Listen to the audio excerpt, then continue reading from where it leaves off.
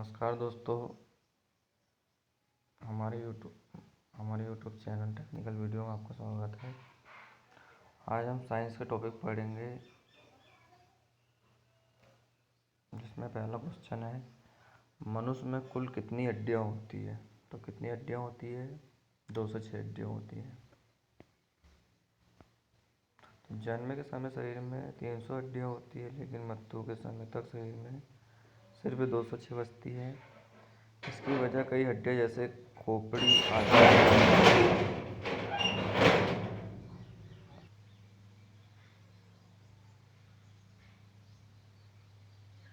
का जुड़कर एक इकाई बन जाना है ना। तो मनुष्य शरीर में 206 हड्डियां होती है, और जब जन्म लेता है तो शिशु अवस्था में कितनी हड्डियां होती है? 300 हड्डियां होती है। लेकिन जैसे जैसे ग्रोथ होती है बॉडी में, तो वो हड्डियां क्या होती है, जो हमारी खोपड़ी होती है उसमें जुड़ जाती है, दूसरे से कारण से जाती है, 206 हड्डियां बनती है। फिर आता है नवजात शिशु में हड्डियों की संख्या लगभग कितनी होती है? कितनी होती है? 300। जन्म के समय शरीर में 300 हड्डियां होती है, लेकिन मृत्यु के समय तक शरीर में सिर्फ 206 बचती है। इसकी वजह कई हड्डियां जैसे खोपड़ी आदि का जुड़कर एक इकाई बन जाना है।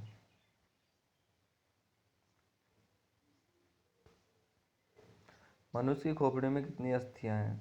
तो मनुष्य की खोपड़ी में कितनी अस्थियां होती है?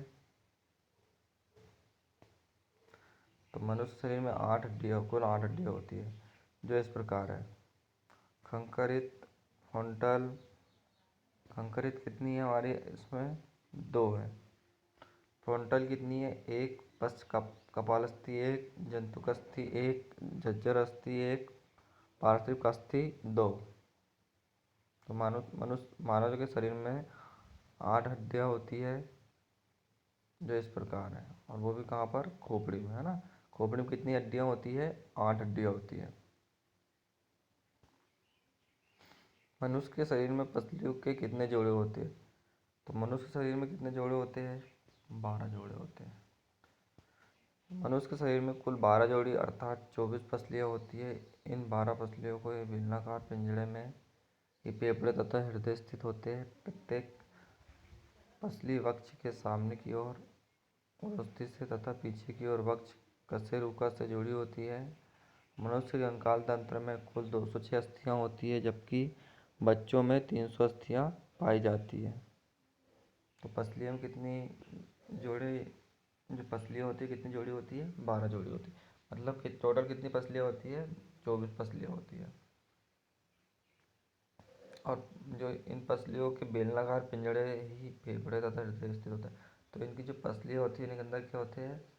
बेलनाकार जो पिंजरे होते हैं, उन्हीं में फेफड़े और क्या होते हैं हमारा जो हार्ट है वो स्थित होता है।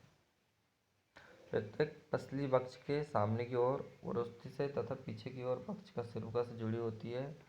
मनुष्य के कंकाल तंत्र में कुल 206 अस्थियां तथा जबकि बच्चों में 300। इसके पहले अभी बताया था मैंने। शरीर की सर्वाधिक प्रबल अस्थि कौन सी है? तो जबड़े की, है ना। शरीर की सबसे सर्वाधिक प्रबल अस्थि जबड़े की होती है।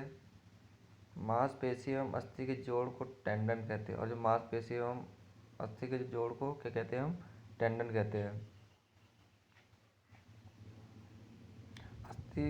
अस्थि के जोड़ को लिगामेंटस कहते हैं। हथेली एवं तलवे की अस्थियों को मेटाकार्पल्स कहते हैं, जो क्रमशः 10-10 होते हैं। तो हथेली एवं तलवे की अस्थियों को, अपने जो हाथ की हथेली होती है, तो उनको क्या कहेंगे हम?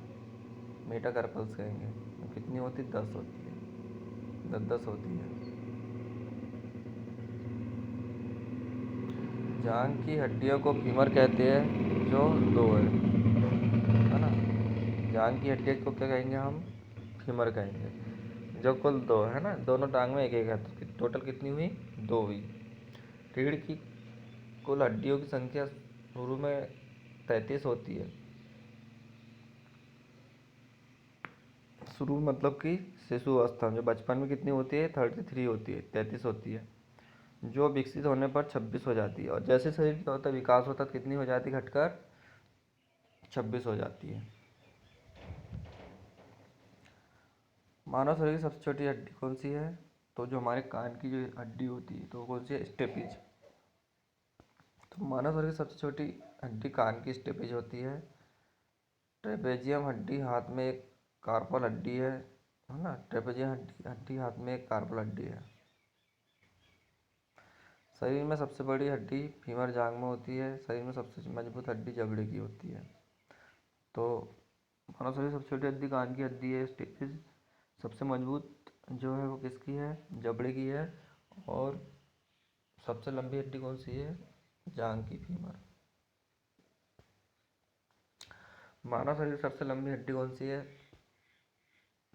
फीमर है ना? तो मानव शरीर की सबसे लंबी हड्डी एवं सबसे मजबूत हड्डी फीमर होती है। यह जंघे की लंबी मजबूत तथा त्रिभुजाकार हड्डी नितंबस्थि एवं अंतर्जठरिका के मध्य स्थित होती है। निम्न में से कौन मानव के पैर की हड्डी नहीं है? तो मानव पैर की हड्डी कौन नहीं है? तो जो ह्यूमरस है ना?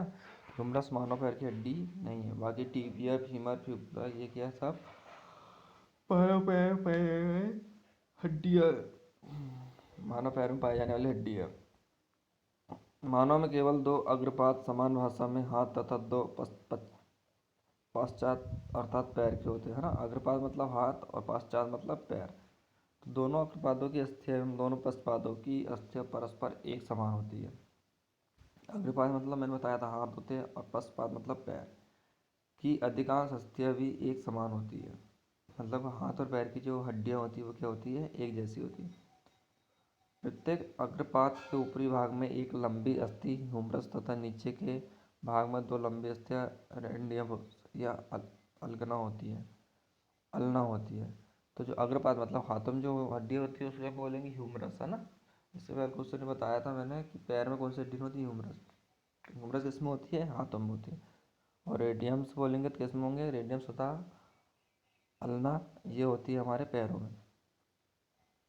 हाथ तथा पंजे के बीच प्रत्येक कलाई में छोटी छोटी 8 हड्डियां होती है जिसे कार्पल्स कहते हैं। मनुष्य के पैर की हड्डियां ठोस होती है। इस प्रकार दोनों पश्चपादों में कुल 60 अस्थियां होती है। तो मनुष्य के पैर में कितनी हड्डियां होती है? टोटल 60, है ना? एक पैर में 30 और दूसरे पैर 30, ऐसा मिला के 60 हो जाती है।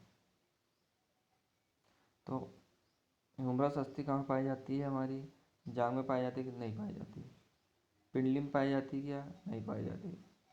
अग्रभुजा में पाई जाती है क्या? नहीं पाई जाती। तो ऊपरी भुजा में पाई जाती है ना? ह्यूमरस अस्थि ऊपरी भुजा में अवस्थित होती है। हाथ की हड्डियां humerus, radio ulna, carpus, metacarpus और फैलेंजेज है। तो ये जो हड्डियां हैं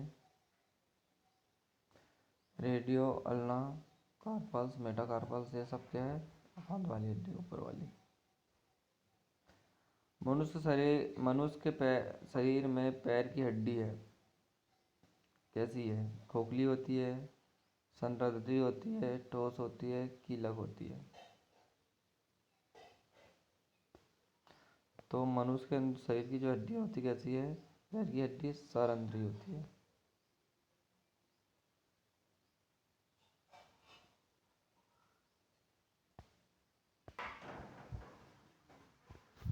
तो हम देखेंगे अब क्वेश्चन नंबर 11। टीबिया नामक हड्डी किसमें पाई जाती है? तो टीबिया नामक जो हड्डी है वो कहाँ पाई जाती है? हमने पिछली बार पढ़ा टांग में पाई जाती है ना? तो टांग की दोनों हड्डियां में टीबिया ज़्यादा मोटी, बड़ी और मजबूत हड्डी मानी जाती है। ये टांग में एंटीरियर एवं मीडियल साइड में रहती है। इसे सिरा बोन या साइन बोन भी कहा जाता है। इसका ऊपरी सिरा काफ़ी चौड़ा होता है और इसमें दो साफ नज़र आने वाले वार होते हैं। इन वारों को मीडियल और लेटरल कॉन्डाइल स्थूलक कहते हैं और ये घुटने के जोड़ में वरस्थि कॉन्डलस से जुड़ते हैं। इन दोनों के बीच खुरदुरा क्षेत्र होता है जो घुटने का जोड़ बनाने वाले लिगामेंट्स और अस्थियों उपास्थियों को जोड़ने का स्थान प्रदान करता है। कॉन्डाइल के नीचे एक छोटा उभार होता है जिसे टिबियल ट्यूबरोसिटी कहते हैं। इससे पटेलर टेंडन जुड़ा रहता है। लेटरल कॉन्डाइल पर एक छोटा सा गोल गड्ढा होता है जिस पर फ्यूबुला का शीर्ष जुड़ता है और टिबियो-फ्यूबुलर संधि की रचना होती है। तो टिबिया नामक हड्डी किसमें पाई जाती है? टांग में पाई जाती है। और हड्डी क्या होती है? ज़्यादा मोटी और बड़ी और क्या होती है? मजबूत होती है। ये एंटेरियर मतलब अंदर की और बीच में होती है हड्डियाँ, है ना, साइड में स्थित रहती है। इसे हम सीरा बोन भी कहते हैं। मनुष्य शरीर के किस अंग की हड्डी सबसे लंबी होती है? तो कौन सी हड्डी सबसे लंबी होती है? जांघ की, है ना। तो मनुष्य शरीर की सबसे लंबी हड्डियों में सबसे मजबूत हड्डी फीमर होती है। यह जंघे की लंबी मजबूत तथा त्रिभुजाकार हड्डी नितंब हिप बोन एवं टीबी के मध्य स्थित होती है ना। कौन? फीमर। फीमर जो होती है जांघ की सबसे मजबूत हड्डी तथा लंबी और मजबूत हड्डी होती है।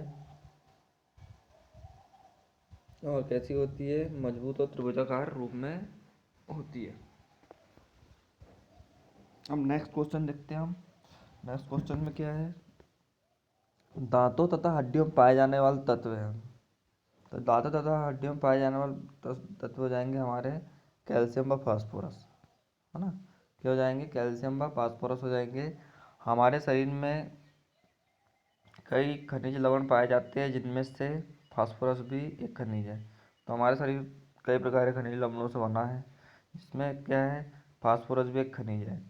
शरीर के विकास और वृद्धि के लिए अन्य खनिज लवणों की तरह फास्फोरस की भी अत्यंत आवश्यकता होती है।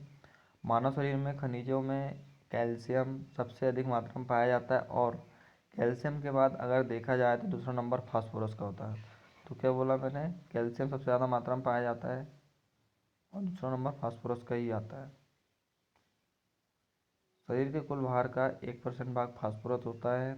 यह शरीर की प्रत्येक कोशिकाओं में उपस्थित रहता है और कोशिकाओं के केंद्र में रहकर यह इनके विभाजन में क्या होता है? सहायक होता है। दांतों और हड्डियों के निर्माण में फास्फोरस का 80% भाग कैल्शियम के साथ मिलकर कैल्शियम फास्फोर बनाता है। कैल्शियम फास्फोरेट ही हड्डी और दांतों के निर्माण में उपयोगी होता है। एक स्वस्थ व्यक्ति के शरीर में लगभग 400 से 700 ग्राम क्या रहना चाहिए? फास्फोरस होना चाहिए।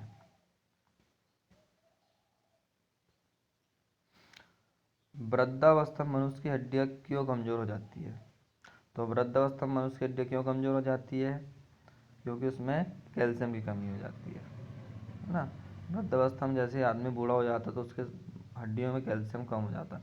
तो वृद्धावस्था में कैल्शियम की कमी से ऑस्टोपोरोसिस नामक रोग होता है। कौन सा रोग होता है? कैल्शियम कमी से ऑस्टोपोरोसिस रोग हो जाता है बुजुर्ग लोगों में।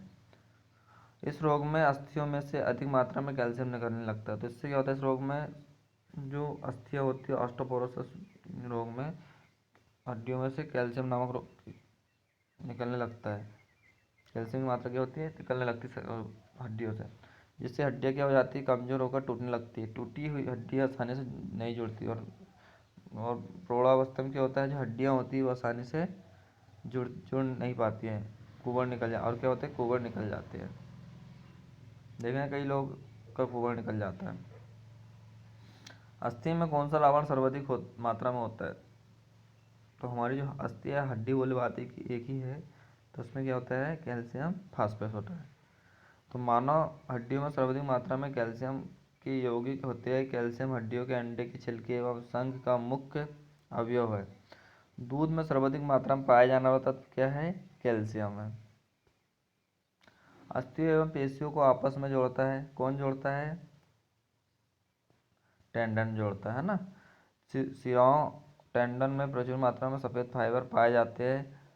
पेशियों के सिरे को टेंडन कंडराएं कहते हैं। ये पेशियों को हड्डी या उपस्थियों से जोड़ता है। यह संघन कोलेजन तंतुओं से बने संयोजी ऊतक की मजबूत डोरी जैसी संरचनाएं होती है। तो अस्थियों में पेशियों को कौन आपस में जोड़ता है? टेंडन। मनुष्य के जीवन काल में कितने दांत 2 बार विकसित होते हैं? तो कितने होते हैं? 20 दांत। दांत जो होते हैं मुख्य की श्लेष्मिक कला के रूपांतरित अंकुर या उभार है, जो चूने के लवण से संसिक्त होते हैं। दांत का काम है पकड़ना, किसी वस्तु को पकड़ना, काटना, फाड़ना और चबाना। अब हम खाना वगैरह खाते तो कैसे खाते, चबा चबा कर खाते। किसी चीज़ को यदि काटना है तो उसको हम, जैसे कि गन्ना खा रहे हैं तो उसको हम क्या करेंगे, फाड़ेंगे। जैसे दाने वगैरह खाते हैं तो उनको हम चबाते हैं, है ना। कुछ जानवरों में कुतरने, चूहे, है ना, खोदने, सूकर, स्वारने, लीमर और लड़ने के लिए कुत्ते के काम में भी क्या आते हैं, दांत काम में आते हैं। दांत आहार को काट पीस कर गले से उतारने योग्य बनाते हैं। मनुष्य के जीवन काल में 20 दांत दोबारा विकसित होते हैं। बचपन में तो कुछ दांत टूट जाते हैं, उनकी संख्या 20 होती है, फिर बाद में उग जाते हैं वो। मनुष्य में पाचन का अधिकांश भाग किस अंग में संपन्न होता है, तो वह होता है हमारी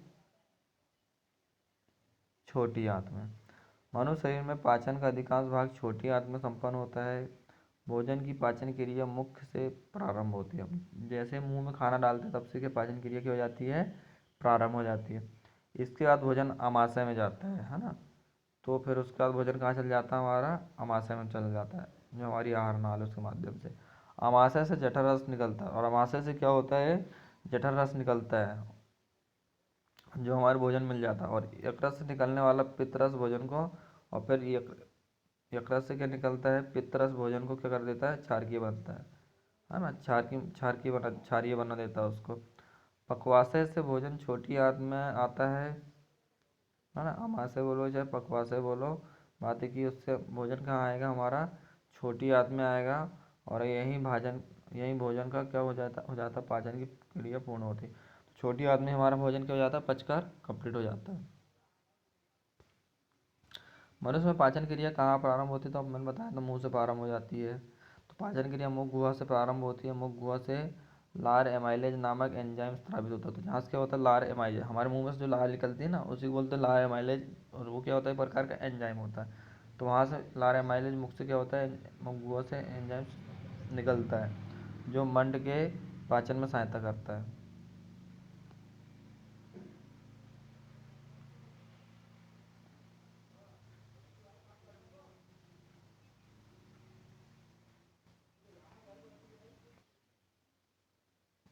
मुख में स्टार्च का शर्करा में पाचन किसके द्वारा होता है, तो वो होता है हमारे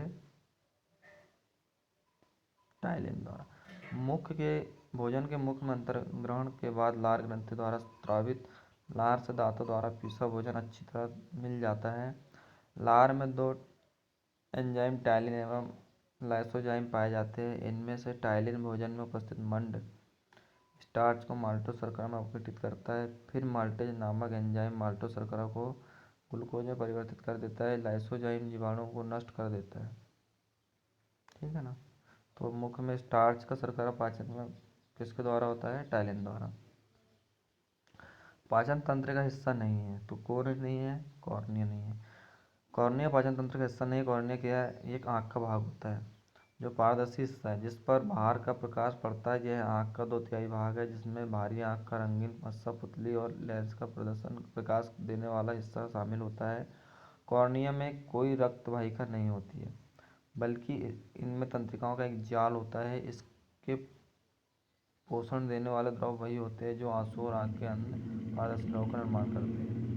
तो कॉर्नियल क्या हो गया, ये पाचन तंत्र का हिस्सा नहीं है ना। पाचन तंत्र में अपने देखना, पाचन तंत्र में यकृत आएगा, पित्ताशय आएगा, आंत आएगा, लेकिन कॉर्निया क्या है, एक आँख का हिस्सा है। जब आँख के बारे में पढ़ेंगे जब बताऊंगा। शरीर के लिए एंजाइम आवश्यक होता है, क्योंकि ये क्या करते हैं, शरीर के लिए ऊर्जा प्रदान करते हैं। ये तंत्रिका क्रियाओं को नियंत्रित करते हैं। शरीर का रचनात्मक भाग है। यह जीव रासायनिक क्रियाओं का त्वरक है। तो ये क्या है, जीव रासायनिक क्रियाओं के उत्प्रेरक है। कौन, एंजाइम। दुग्ध प्रोटीन को पचाने वाला एंजाइम है, कौन है, तो वो है रेनिन, है ना। पेप्सिन प्रोटीन को क्या करता है, खंडित करता है, सरल पदार्थों में परिवर्तित कर देता है। कौन, पेप्सिन। और रेनिन एंजाइम दूध में घुली हुई प्रोटीन केसिन को ठोस प्रोटीन कैल्शियम पैराकेसिनेट को दही के रूप में बदल देता है। तो दूध को क्या कर देता है, रेनिन दही में बदल देता है। और ट्रिप्सिन क्षारीय प्रोटीन को पचाता है। और ट्रिप्सिन क्या करता है, क्षारीय प्रोटीन को पचाता है। इरोप्सिन जो है वो प्रोटीन के अनपचे भाग को अमीनो अम्ल में ये इसका अम्ल में परिवर्तित करने का काम है, किसका? इरोप्सिन का। अधिकतम पोषक तत्व रक्त में कहाँ से अवशोषित किए जाते हैं? कहाँ से किए जाएंगे? छोटी आंत से किए जाएंगे, है ना। तो अधिकांश पोषक तत्व है रक्त में कहाँ से उसको अवशोषित कर लिया जाता है, ग्रहण कर लिया जाता है? क्षुद्रांत या छोटी आंत, स्मॉल इंटेस्टीन भी बोलते हैं किसको? छोटी आंत। मानव पाचन तंत्र का एक महत्वपूर्ण भाग है कौन? छोटी आंत, जो अमाशय से आरंभ होकर बड़ी आंत पर पूर्ण होता है। बृहदान्त्र भी कहते हैं बड़ी आंत को। क्षुद्रांत में ही भोजन का सबसे अधिक पाचन और अवशोषण होता है। तो छोटी आंत में क्या होता है? भोजन का सबसे ज़्यादा पाचन और अवशोषण होता है। लार में कौन सा एंजाइम पाया जाता है? तो लार में कौन सा एंजाइम पाया जाएगा? तो लार में पाया जाता है टाइलिन, है ना। जो हमारी जो लार रहती है उसमें कौन सा एंजाइम होता है? टाइलिन। मनुष्य के लार में लगभग 99% जल तथा शेष 1% का एंजाइम है। तो हमारा जो शरीर होता है उसमें 99% क्या है? पानी है, और 1% क्या है? एंजाइम है। लार में मुख्यतः दो प्रकार के एंजाइम पाए जाते हैं, कौन कौन से? टाइलिन और लाइसोजाइम, है ना। टाइलिन व लाइसोजाइम एंजाइम पाए जाते हैं जो भोजन में उपस्थित मंड को माल्टोज शर्करा में अपघटित करता है। लाइसोजाइम नामक एंजाइम भोजन में उपस्थित हानिकारक जीवाणुओं को नष्ट करने का काम करता है। तो लाइसोजाइम नामक एंजाइम भोजन में उपस्थित हानिकारक जीवाणुओं को करता है? नष्ट करने का काम करता है। पेट में भोजन को पचाने के लिए निम्नलिखित में से किसकी खास आवश्यकता होती है? हवा, पानी, एंजाइम या खनिज। तो पेट में भोजन पचाने के लिए एंजाइम की आवश्यकता होगी। एंजाइम एक प्रकार का क्या है? जैविक उत्प्रेरक है जो जीव रासायनिक अभिक्रियाओं की दर को बढ़ा देता है। प्रोटीन प्रकृति के ऐसे कार्बनिक पदार्थ जो जीवित कोशिकाओं में उत्प्रेरक का कार्य करते हैं एंजाइम कहलाते हैं। पेट में भोजन पचाने के लिए एंजाइम की खास आवश्यकता होती है। तो पेट में यदि भोजन को हम पचाएंगे तो उसके लिए किसकी आवश्यकता होगी? एंजाइम की आवश्यकता होगी। लार किसके पाचन में सहायक होती है? तो लार किसके पाचन में सहायक होती है? स्टार्च के पाचन में। लार के पाचन कार्यों में शामिल है भोजन को गीला करना, है ना। तो लार का कार्य क्या है? भोजन को गीला करना, भोजन की लुगदी बनाना ताकि उससे आसानी से निगला जा सके, है ना। तो लार क्यों हमारे मुंह में जो लार रहती है क्यों आवश्यक है? भोजन को आसानी से, जो खाना है वो सूखा वाला खाना को आसानी गीला कर सके और उसको लुगदी बनाकर आसानी से हम उसको अंदर तक निगल सकें। लार में एंजाइम एमिसलेस होता है जो स्टार्च को शर्करा में तोड़ता है। इस प्रकार भोजन का पाचन मुंह में शुरू होता है। लार ग्रंथि वसा पाचन करने के लिए लार में लाइपेस का एक अति शक्तिशाली रूप भी स्रावित करती है। लिपासे नवजात शिशु के वसा पाचन में बड़ी भूमिका निभाता है क्योंकि उनके अग्नाशयी लाइपेस को विकसित होने में भी अभी कुछ समय है। ठीक है दोस्तों, इसका एक सुरक्षात्मक कार्य भी है। दांतों पर ऊपर दांतों के जो ऊपर बैक्टीरिया जमाव रोकने में मदद करता है ना। तो दांतों के ऊपर जो बैक्टीरिया जमा होते हैं उसको भी ये रोकने में मदद करता है, कौन? लार। और चिपके हुए खाद्य कणों को धोना, और खाद्य कणों चिपके हुए रहते हैं उनको क्या कर देता है? ये साफ कर देता है। मानव के आमाशय में अम्ल एक्स उत्पन्न होता है जो भोजन के पाचन में सहायक करता है। एक्स है इसमें हाइड्रोक्लोरिक अम्ल, है ना। तो मानव के आमाशय में एक अम्ल एक्स उत्पन्न होता है जिसे हम क्या बोलते हैं?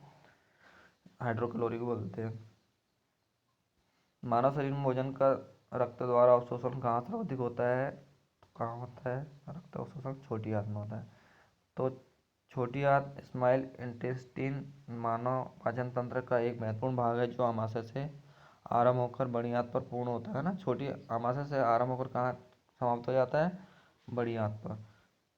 क्षुद्रांत में ही भोजन का सबसे अधिक पाचन और अवशोषण हो। क्षुद्रांत मतलब छोटी आंत में।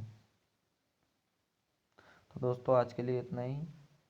नेक्स्ट हम टॉपिक पढ़ेंगे वो इसके बाद पढ़ेंगे, ठीक है ना दोस्तों। चैनल यदि पसंद आया हो, वीडियो पसंद आया हो तो हमारे चैनल को सब्सक्राइब करना, साथ में शेयर और लाइक भी करना।